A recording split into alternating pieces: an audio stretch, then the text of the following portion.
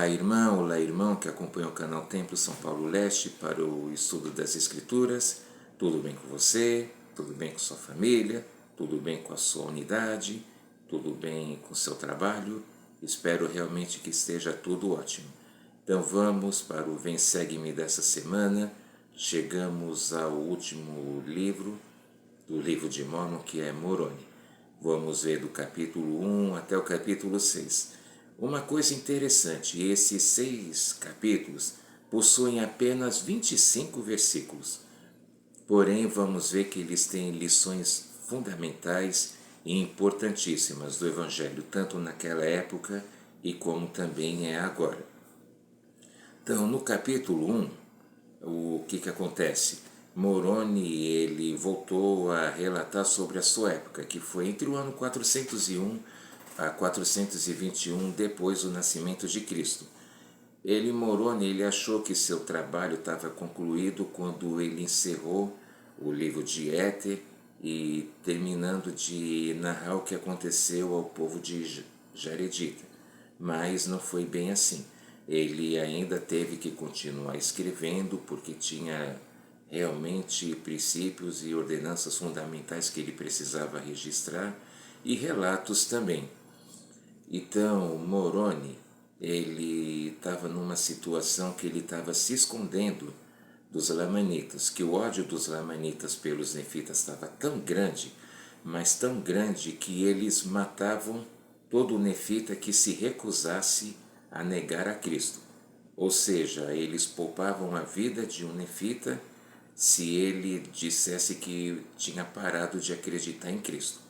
Mas a pessoa que mantinha firme a sua fé, seu testemunho, sua convicção, acabava sendo assassinado.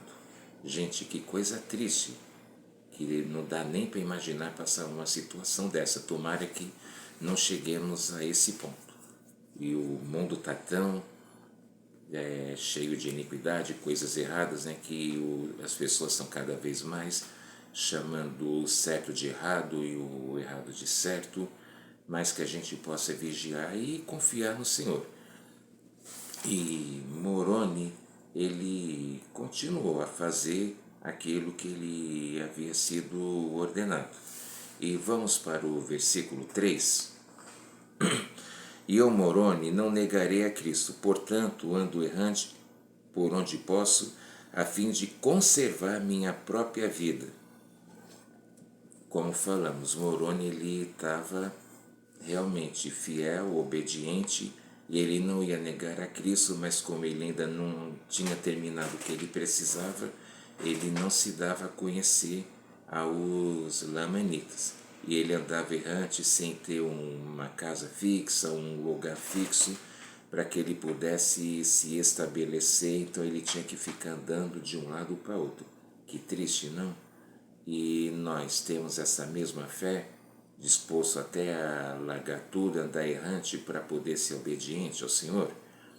Aí no versículo 4, Moroni ele fala que ele escrevia na esperança que um dia os lamanitas pudessem se arrepender e aquilo que ele fosse escrito eles acreditassem e pudessem se converter ao Senhor. E os escritos as Escrituras, o livro de Mórmon e as outras revelações modernas, incluindo Doutrina e Convênios e a Pérola de Grande Valor, que nós vamos estudar já a partir do mês que vem. E é isso, então ele olha só que amor pelo próximo, ele não desejava o mal aos descendentes lamanitas, pelo contrário, ele tinha esperança que um dia eles pudessem se converter ao Senhor. Aí no capítulo 2, Jesus ele havia dado aos discípulos nefitas o poder para conferir o Espírito Santo. Vamos ler o versículo 2.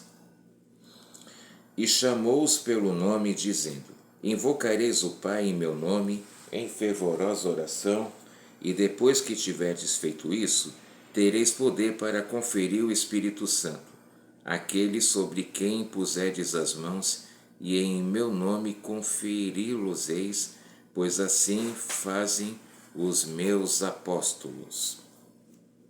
O Senhor recordando quando esteve aqui nas Américas, ele deu o mesmo ensinamento. Ele chamou os apóstolos, cada um pelo nome, e lhes ensinou a forma correta de poder conferir o Espírito Santo, ou seja, impondo as mãos suavemente na cabeça de alguém para que possa realizar a ordenança e as palavras. A pessoa, o irmão que estiver fazendo a ordenança, tem que invoca o Pai Celestial dizendo pelo nome, e ele fala que a ordenança sempre é feita em nome de Jesus Cristo, o seu Filho. Assim que devemos agir. E então vemos que o Evangelho é o mesmo ontem, hoje e para sempre. A forma do Senhor é bem simples, é bem confortável e é bem espiritual principalmente. Aí no capítulo 3 fala sobre a maneira de conferir e ordenar os homens ao sacerdócio, que também é pela imposição de mãos. Vamos para o versículo 3. Em nome de Jesus Cristo eu te ordeno sacerdote, ou se fosse mestre, e eu te ordeno mestre, a fim de pregares o arrependimento e a remissão dos pecados por intermédio de Jesus Cristo, pela esperança na fé em seu nome, até o fim. Amém. A mesma ordenança. A gente sabe as divisões. Tem um sacerdócio arônico, que é chamado sacerdócio menor, porque ele é preparatório, e lá tem os ofícios de diácono, mestre, sacerdote e o bispo, que é quem supervisiona todos. Depois, no Élderes, tem Élderes, sumo sacerdote, patriarca, apóstolo, profeta. E a ordenança sempre é feita também sobre a imposição de mãos e repetindo as palavras. A pessoa invoca o Pai Celestial e declara que a ordenança está sendo feita em nome de Jesus Cristo. Vemos como, novamente dizendo, como as coisas do Senhor são simples e são fáceis de ser administradas. O sacerdócio, relembrando, é o poder de Deus dado aos homens aqui na terra para poderem agir em nome dele. Aí, relembrando, algumas pessoas perguntam, mas por que na igreja as mulheres não têm um sacerdócio? De forma alguma isso é para diminuir ou para prejudicar as mulheres. Pelo contrário, as mulheres elas não precisam ter o sacerdócio, porque elas têm o maior de todos os dons, que é o de gerar uma vida e de dar luz a filhos. Coisa que eu vou ser muito homem de admitir que eu e homem nenhum seria capaz de conseguir fazer isso. Né? Como a gente costuma as mulheres dizer, homem quando tem uma dor de barriga já parece que vai morrer, imagine se fosse para ter um filho. Não dá nem para imaginar, eu mesmo não quero. E para ter a recomendação para o templo, a casa do Senhor, você vê como o homem ele precisa primeiro receber o sacerdócio menor, para depois receber o sacerdócio maior e provar a dignidade para poder entrar no templo, a casa do Senhor. Enquanto que as mulheres só precisam mostrar a dignidade, porque a mulher é infinitamente mais forte do que o homem, correto? E geralmente as mulheres também são mais espirituais. E lembrando que todas essas ordenanças eram e são feitas pelo poder do Espírito Santo. Aí no capítulo 4 fala a maneira de ministrar o sacramento, no caso o pão, que é para relembrar o corpo de Cristo, e que ele é um símbolo, o pão. E lembrando que Jesus ele havia instituído o sacramento na sua última ceia com os apóstolos, antes ele ia expiar pelos pecados de todo o mundo e também pelas dores lá no jardim do Getsemane. Lá então ele já havia instituído o sacramento. E a oração do sacramento, as pessoas, mas por que é uma oração decorada? Porque é uma oração que é recebida por inspiração, já existia nessa época e a gente a usa porque ela tem as palavras bem inspiradas. Então vamos para o capítulo 4, o versículo 3, que fala a oração do sacramento, que diz assim: Ó Deus, Pai eterno, nós te rogamos em nome de teu Filho Jesus Cristo, que abençoes e santifiques este pão, para as almas de todos os que partilharem dele, para que o comam em lembrança do corpo de teu Filho, e testifiquem a ti, ó Deus Pai eterno, que desejam tomar sobre si o nome de teu Filho, e recordá-lo sempre, e guardar os mandamentos que ele lhes deu, para que possam ter sempre consigo o seu Espírito. Amém. A oração está sendo feita da maneira que o Senhor havia instituído aos apóstolos, tanto lá como aqui, que a gente começa invocando, dizendo: ó Deus, Pai eterno, que é o nosso Pai celestial, o Criador de tudo e o Pai de toda a humanidade. E fala: nós te rogamos em nome de teu Filho Jesus Cristo, porque é o nosso Salvador e Redentor. E para santificar o pão, para todos os que partilharem, para que o comam em lembrança do corpo de teu Filho. Então o pão, ele é um símbolo do corpo de Cristo. E a gente, por isso que tem o pão, o Senhor havia instituído naquela época e hoje em dia também é assim. E fala, né, para que a gente possa se lembrar dele, recordá-lo sempre e guardar seus mandamentos.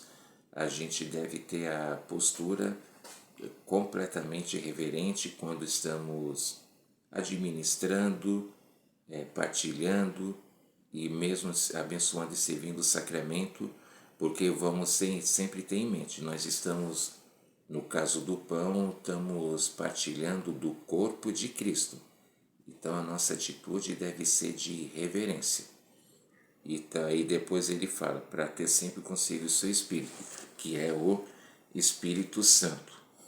E aí no capítulo 5 fala a maneira de ministrar a água do sacramento que simboliza o sangue de Cristo. Vamos ler o versículo 2. Ó Deus, Pai eterno, nós te rogamos em nome de teu Filho Jesus Cristo que abençoes e santifiques este vinho para as almas de todos os que beberem dele, para que eu faça lembrança do sangue de teu Filho que por eles foi derramado, e testifiquem a ti, ó Deus Pai eterno, que sempre se lembram dele, para que possam ter consigo o seu Espírito. Amém. Então você deve estar me perguntando, mas se é água, por que aqui era o vinho? Falamos isso numa outra aula. O vinho, antigamente, ele era puro, ele não era alcoólico. E o vinho era usado para melhor se lembrar do sangue de Cristo. E mesmo no começo da igreja, o vinho, nesses últimos dias, era usado para a gente também, para que pudesse melhor simbolizar o sangue de Cristo. Mas aí aconteceu que as indústrias vieram, acabaram transformando o vinho em bebida alcoólica, e aí por revelação, que nós temos profeta nesses últimos dias, foi instituído que o vinho fosse substituído pela água. E aí a oração fica assim: ó Deus Pai eterno, como falamos, primeiro chama o Pai Celestial e diz: te rogamos em nome de teu Filho Jesus Cristo, que abençoes e santifiques esta água para as almas de todos os que beberem dela, para que eu faça lembrança do sangue de teu Filho que por eles foi derramado. O que isso significa? Lembrando que o sacrifício do Senhor foi o maior, foi lá no Getsemane, porque lá Cristo ele suou por todos os poros, ele suou gotas de sangue. Se uma pessoa comum sua apenas uma gota de sangue, ela morre. Mas agora imagine Cristo suou gotas de sangue por todos os poros de seu corpo, porque lá ele, conforme mais uma vez dizendo, profetizado pelo profeta Isaías, Jesus pagou por nossos pecados e por nossas dores. Ele sofreu por todas as pessoas, tanto as que eram nascidas naquela época, as que já tinham nascido e morrido, e também pelas pessoas que ainda viriam a nascer. Ou seja, são bilhões e bilhões e bilhões e bilhões de pessoas. Não dá nem para calcular o número, né? Se você tem uma ideia de quantas pessoas já teve aqui na humanidade, coloque aqui no comentário. E vamos falar um pouco sobre os sacramentos, já falamos. Qual realmente a nossa atitude deve ser a de respeito, a de reverência, porque estamos lidando com o corpo e o sangue de Cristo. Ou seja, qual deve ser a nossa atitude? Temos que ter em mente que estamos não somente indo à igreja, nós estamos indo para ter a capela para ter um encontro com Cristo. E o sacramento a gente tem que estar preparado para isso. Em dia de domingo, por exemplo, assim como em dias que tem que ir ao templo ou que tem alguma conferência, eu evito, por exemplo, ouvir músicas.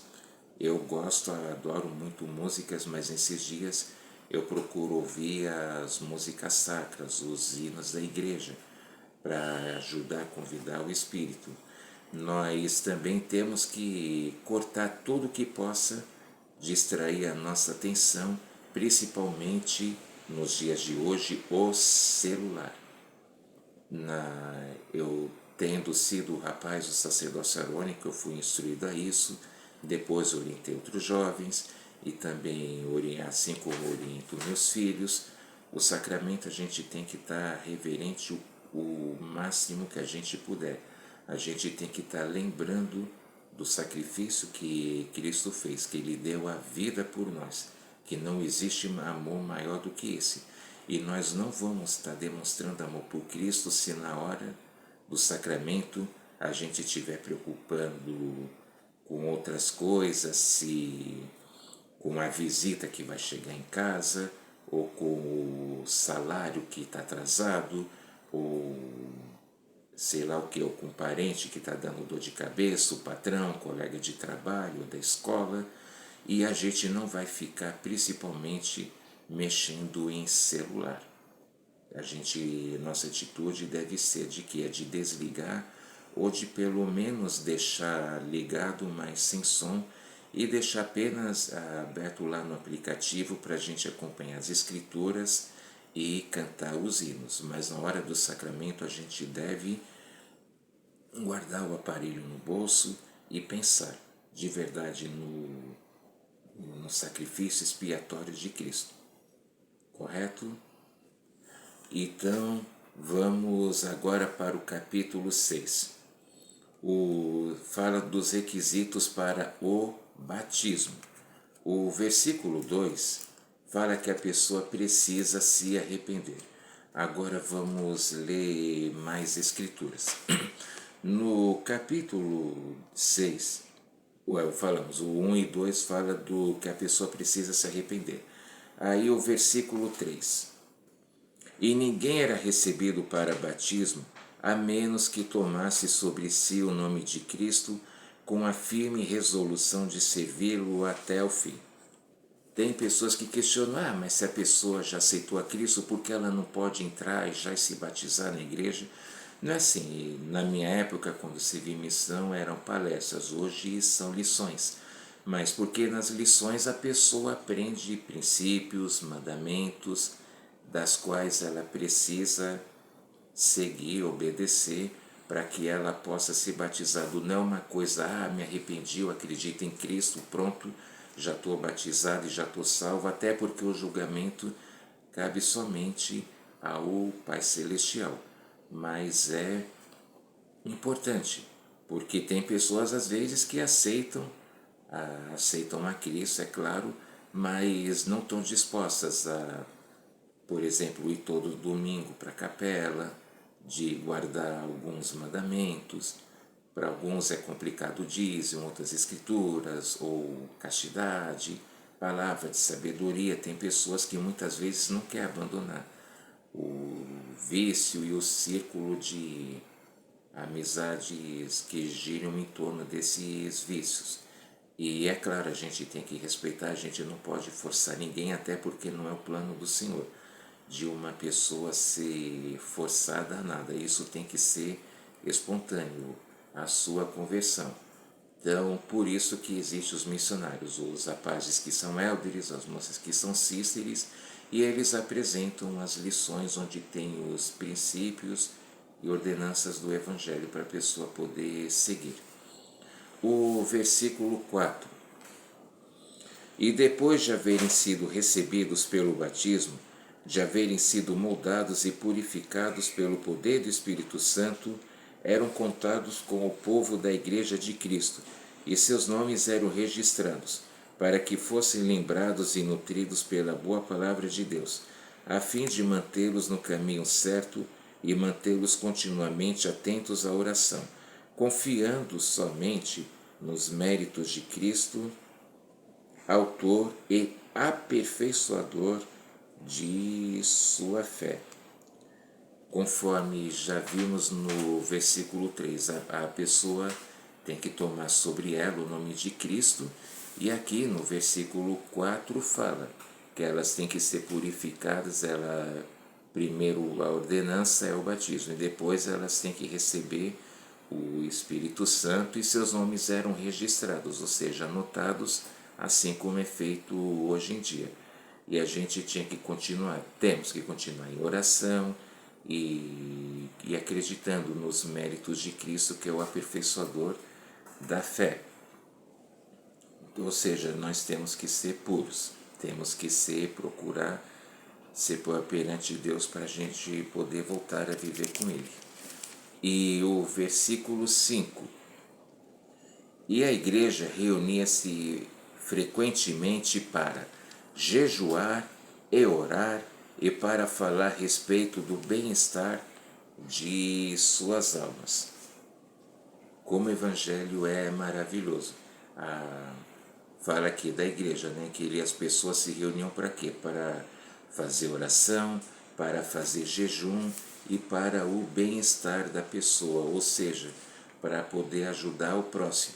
Hoje na igreja, claro, existem as organizações até para melhor poder ajudar isso. Tem o sacerdócio para todos os homens a partir de 18 anos, tem o sacerdócio arônico para rapazes entre 12 a 17 anos, tem a organização das moças para as meninas entre 12 a 17 anos também, e tem a Sociedade de Socorro, que é a organização, inclusive a maior organização feminina do mundo, que trata para ajudar todas as mulheres a partir dos 18 anos de idade até onde a idade chegar.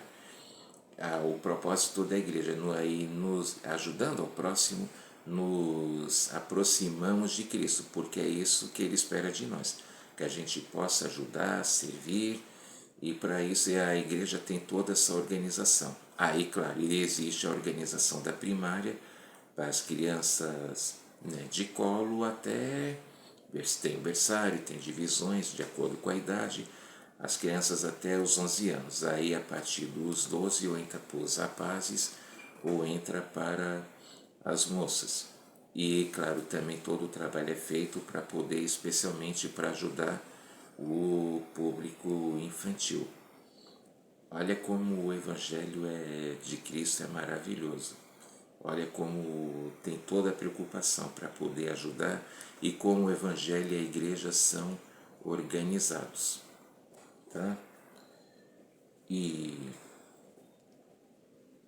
aí depois fala, né, também que as pessoas iam para a igreja para também partilhar do sacramento, para poder se lembrar do corpo e do sangue de Cristo. E depois explica que caso alguém cometesse alguma iniquidade, ela teria o nome riscado dos registros da igreja, ou seja, ela seria excomungada. Mas caso ela se arrependesse sinceramente, ela seria perdoada. Voltando a falar mais uma vez, o conselho disciplinar ainda existe, mas há uma coisa assim, não é uma punição, um castigo. Assim, a disciplina na igreja é para quê? Para ajudar a pessoa a entender a gravidade do pecado e do problema, e para que ela possa voltar a Cristo, ela precisa passar pelo processo do arrependimento, que é algo que os profetas falam desde o começo da humanidade e até hoje sempre vão falar. Quando a pessoa atingir a perfeição, aí tudo bem. Mas e todo dia nós temos que nos arrepender. E os pecados, voltando a dizer, exceto derramar o sangue inocente, que é o assassinado a sangue frio, e derramar e negar o Espírito Santo, ela tem chance de arrependimento, mas aí os líderes inspirados vão ajudar ela com metas para que ela possa voltar ao caminho do Senhor. E aí no versículo 9: e suas reuniões eram dirigidas pela Igreja, segundo as manifestações do Espírito e pelo poder do Espírito Santo, porque se o poder do Espírito Santo os levava a pregar, ou a exortar, ou a orar, ou a suplicar, ou a cantar, assim o faziam. Esse versículo está falando especialmente do que? Do Espírito Santo, que é por ele que nós devemos procurar inspiração para poder agir corretamente, para a gente poder ser direcionado. Então a igreja não é, é do meu jeito, ou tem que ser assim, tem que ser assado, não. A gente tem que buscar em espírito de oração, orando para que a gente possa ter a presença do Espírito Santo em nossas vidas, para que a gente possa ser devidamente orientado e agir conforme a palavra do Pai Celestial e a vontade dele. Esse versículo deixa bem claro, né, para que a gente, para pregar, ou seja, compartilhar o Evangelho, exortar, convidando as pessoas a melhorar, não é brigando, tá? Mas a gente assim, exortar, se a gente vê que a pessoa precisa de ajuda em alguma coisa, a gente deve o fazer, mas com a intenção de ajudá-la, não de querer se sentir melhor ou para satisfazer uma satisfação pessoal, mas deixando bem claro que o que a gente faz é para que a pessoa possa se aproximar de Cristo. E fala também da oração, sempre vai ser falado sobre a oração, sempre devemos orar. Alguns hinos, inclusive, falam isso, né? Não se canse de lutar, não se canse de orar. Como o Nefe também falou, deveis orar sempre e não desanimar. Nós vimos isso lá em 2º Nefe, lembra? E também a suplicar, ou seja, temos que pedir ajuda ao Pai Celestial, que temos que reconhecer que tudo na vida dependemos dele, e a cantar. Quer dizer, já falamos e vamos voltar a dizer outra vez, a gente deve cantar os hinos, não precisa gritar ou berrar para poder ter uma voz de tenor, ou de cantor ou cantora de ópera, para poder mostrar que estamos cantando o hino corretamente, não. Mas a gente deve cantar do coração, a gente deve cantar pensando na letra do hino, lendo quais são as escrituras que relacionadas a esse hino, ao tema. E é muito comum nas reuniões, o bispado ele sempre convida as pessoas a darem discurso, e é muito comum sempre ser escolhido hinos que têm a ver com os temas que serão proferidos nos discursos. Então essa foi a aula de hoje, apenas 6 versículos, mais dos quais a gente pode aprender e reaprender muitas lições e princípios e ordenanças fundamentais. Então essa foi a aula de hoje, espero que você realmente goste. Caso você goste, e espero que sim, você compartilhe esse vídeo com seus amigos, com seus parentes, familiares. Convide as pessoas também para se achegarem a Cristo na capela. Se você ainda não é inscrito, peço que você se inscreva nesse canal. Você também não esqueça, por favor, de deixar o seu comentário, o seu like, que me ajuda bastante, e também de escrever seus sentimentos, o que você tem achado das aulas, tá bom? Um grande abraço, até a próxima, fiquem com o Pai Celestial e até!